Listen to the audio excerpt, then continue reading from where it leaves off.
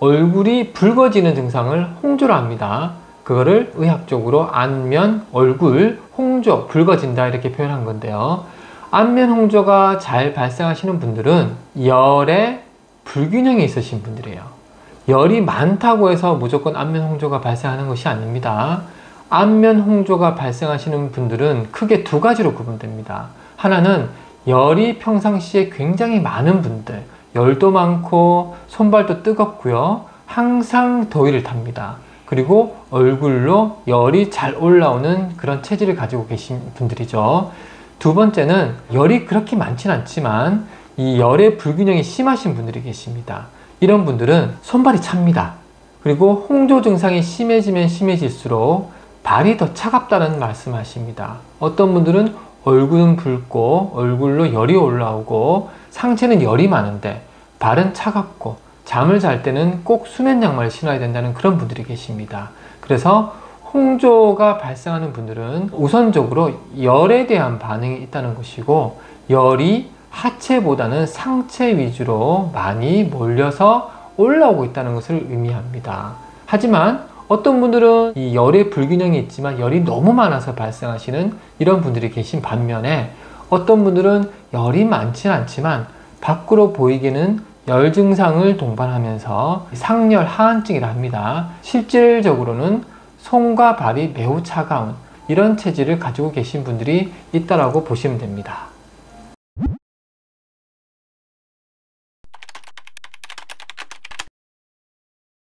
안면 홍조의 원인은 1차적으로 열이 많다는 것에 있는 것이 맞습니다. 그런데 우리가 열이 많다고 해서 무조건적으로 안면 홍조가 발생하는 것은 아닙니다.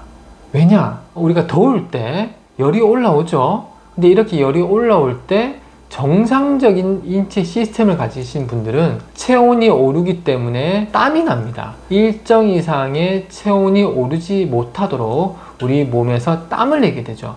그 땀이 나는 부분이 뭐 등이 될 수도 있고요, 손발일 수도 있고, 몸일 수도 있고, 얼굴일 수도 있는데, 결국은 열이 올라가는 만큼 우리 몸에서 냉각 시스템을 돌려서 땀을 내는 거죠. 땀을 내므로 인해서 체온이 더 이상 오르지 않게끔 막아주는 겁니다. 그런데 우리 홍조가 발생하거나 홍조 증상이 심하신 분들은 열이 발생하는 수준이 강한 반면에 열을 진정시키는 냉각 시스템의 기능이 떨어지는 분들이 많습니다. 그래서 홍조가 있는 분들한테 가장 쉽게 이해할 수 있는 게 무엇이냐? 이마, 볼, 이 얼굴에 땀이 나는지를 여쭤봐야 됩니다. 땀이 나지 않는 분들이 많을 가능성이 높습니다. 저는 볼에서도 땀이 나는데요, 이런 분들이 계시다면 그런 분들은 다행스러운 겁니다. 얼굴에서 땀이 적게 나면 적게 날수록 열이 올라오는 것이 조절되지 못하고 과잉열 대비 이 냉각 시스템의 기능이 자꾸 저하됨으로 인해서 얼굴의 홍조 증상이 더욱더 심해진다고 보셔야 할 것 같습니다.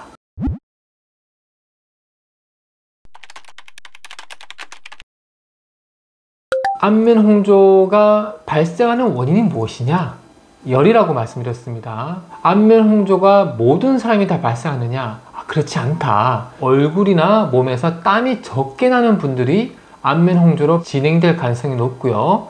더더군다나 얼굴 양쪽 볼에서 땀이 안 나는 경우가 홍조 증상이 매우 심할 가능성이 높습니다. 그렇다면 우리가 반대로 증상이 심해지는 것은 땀이 나지 않기 때문에 심해지는 것이기에, 증상이 좋아지는 것은 얼굴, 볼, 헤어라인, 그리고 몸에서 땀이 잘 나는 것이 홍조 증상이 회복되고 있고 체질이 개선되고 있다는 것을 볼 수 있는 기준자라고 보셔야 될 것 같습니다. 그래서 홍조 증상이 완치가 된다, 홍조 증상 가진 분들이 체질 개선이 가능한가? 둘 다 가능합니다.